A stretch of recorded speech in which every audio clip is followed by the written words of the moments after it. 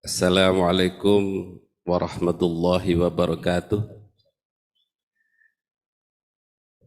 Saya Apoteker Abdurrahman, sarjana sains Magister Kesehatan, selaku Sekretaris Jenderal Apoteker Praktek Bersama Indonesia yang disingkat APBI dan sekaligus Ketua Bidang Hukum dan Kelembagaan Persemki.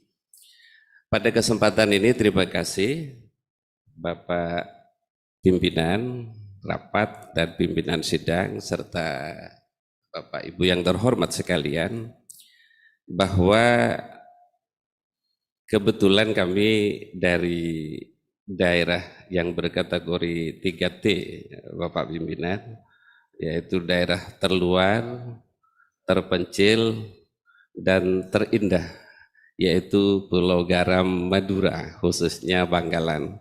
Hadir di Jakarta kebetulan, lalu kebetulan ada kesempatan untuk hadir di sini.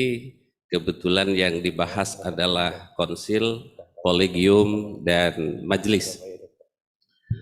Ada beberapa hal yang ingin saya sampaikan pada kesempatan kami hadir di forum terhormat ini, yaitu bahwa kami teringat pada salah satu momen penting yang disampaikan oleh Ibu Direktur Jenderal Tenaga Kesehatan, yaitu Ibu Dr. Gigi Arianti Anaya, MKM, bahwa dengan adanya dan lahirnya Undang-Undang Kesehatan, Undang-Undang Nomor 17 Tahun 2023 ini, maka peran konsil akan sangat besar.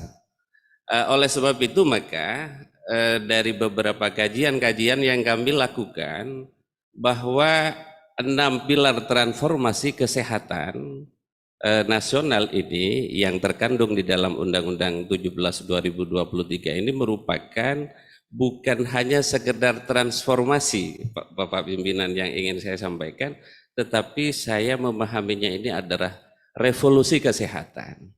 Revolusi kesehatan. Oleh sebab itu maka pada saat kita berbicara konsil ini, saya mencoba mengutip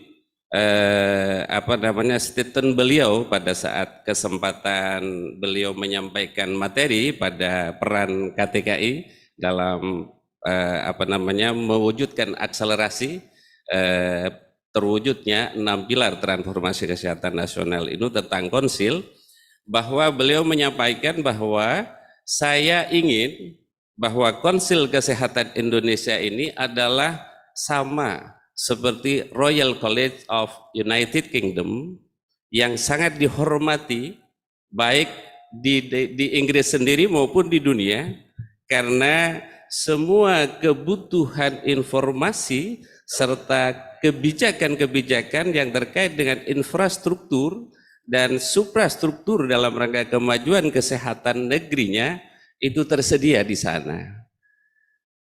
Oleh sebab itu beliau pada saat itu secara berkomitmen bahwa akan menyiapkan gedung, sekretariat, serta anggaran yang mumpuni dan memadai. Itu oleh sebab itu maka pada saat kesempatan kali ini saya kira akan sangat penting untuk mencoba melakukan terobosan dan revolusi pengertian mengenai konsil ini sendiri.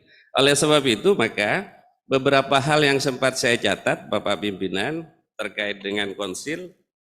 Yang pertama, di dalam beberapa pasal-pasal yang setelah tercantum dan tertuang dalam rancangan peraturan pemerintah tentang konsil dan kolegium serta majelis ini, ada beberapa yang sempat saya catat, bahwa pada bab 1 ketentuan umum, bahwa pada pasal 30 pada nomor 30 bahwa konsil adalah lembaga yang melaksanakan tugas secara independen, dan selanjutnya maka kami mengusulkan bahwa konsil yang dimaksudkan dalam pemaparan tadi itu sudah disebutkan adalah yang dimaksud adalah Konsil Kesehatan Indonesia. Jadi ada tambahan konsil yang selanjutnya bernama Konsil Kesehatan Indonesia adalah lembaga yang melaksanakan tugas dan seterusnya itu. Itu yang pertama. Yang kedua, hal ini penting karena setiap diksi yang dipilih dalam peraturan pasti memiliki dampak yang secara masif mengikat dan sekaligus berdampak hukum kepada yang terikat dan akan melaksanakannya. Seperti halnya misalnya pasal 580 ayat 1, di situ disebutkan bahwa seleksi penerimaan peserta didik dilaksanakan oleh menteri dengan melibatkan RSPPU dan kolegium. Maka karena kolegium adalah merupakan alat kelengkapan daripada konsil sebagaimana dimaksudkan dalam undang-undang, bahwa kami mengusulkan agar ini tidak terlepas tanggung jawabnya, maka seleksi penerimaan peserta didik dilaksanakan oleh menteri melalui konsil dengan melibatkan RSPPU dan kolegium. Itu usulan kami, sehingga posisi konsil ini tetap terikat dan menjadi media sebelum kita bertanggung jawab kepada menteri oleh kolegium sebagai alat kelengkapan. Pasal 582, standar kompetensi sebagaimana dimaksud pada ayat 1 disusun oleh kolegium dan ditetapkan oleh menteri. Kami menambahkan bahwa sesuai dengan struktur yang diatur di dalam Undang-Undang 17 2023, di mana kolegium merupakan alat kelengkapan, maka bahasa atau diksi yang harus dipakai adalah disusun oleh kolegium dan ditetapkan oleh konsil atas nama menteri. Itu usulan kami. Karena terus yang ayat 2, konsil sebagai maksud pada ayat 1 terdiri atas, ini yang agak menarik dan ini perlu mendapatkan sedikit kesepakatan pada kita, bahwa nampaknya beberapa pencantuman struktur ini adalah entah disengaja atau tidak, tetapi ini bertentangan dengan semangat dan nafas daripada Undang-Undang 17 2003, bahwa terdiri atas konsil masing-masing kelompok tenaga medis dan tenaga kesehatan dan alat kelengkapan konsil. Sementara alat kelengkapan konsil yang dimaksud itu adalah kolegium dan majelis. Sementara pemahaman kami, karena sudah jelas di Undang-Undang 17 2003 bahwa unsur daripada konsil adalah unsur pemerintah pusat, profesi tenaga medis dan tenaga kesehatan, kolegium, dan unsur masyarakat, sehingga tidak perlu lagi diperjelas, sehingga pada RPP sebaiknya tetap dengan unsur-unsur seperti itu. Sementara pada ayat 3 dengan adanya majelis pada unsur alat kelengkapan, itu sesungguhnya juga tidak diperlukan, karena majelis itu adalah sebuah lembaga tersendiri yang bersifat permanen atau ad hoc yang masa jabatannya berbeda. Dalam undang-undang disebutkan berbeda dengan konsil atau kolegium. Oleh sebab itu majelis akan berada pada struktur sendiri dan bukan merupakan alat kelengkapan daripada konsil. Oleh sebab itu bahwa pada ayat 3 ini tidak diperlukan karena bertentangan dengan klausul tentang konsil pada Undang-Undang Nomor 17 Tahun 2003. Di samping itu, adanya majelis pada struktur konsil tidak sesuai, dan khususnya pasal 304 ayat menyebutkan bahwa majelis sebagaimana dimaksud ayat itu dapat bersifat permanen atau ad hoc. Sehingga statusnya sangat berbeda. Itu yang terkait dengan itu. Ada dua tambahan lagi, mohon izin Bapak Pimpinan. Pasal 727 ini terkait dengan dalam melaksanakan tugas sebagaimana dimaksud pada ayat 1, konsil masing-masing tenaga medis dan tenaga kesehatan menyelenggarakan fungsi. Pada poin C di draft RPP memberikan masukan.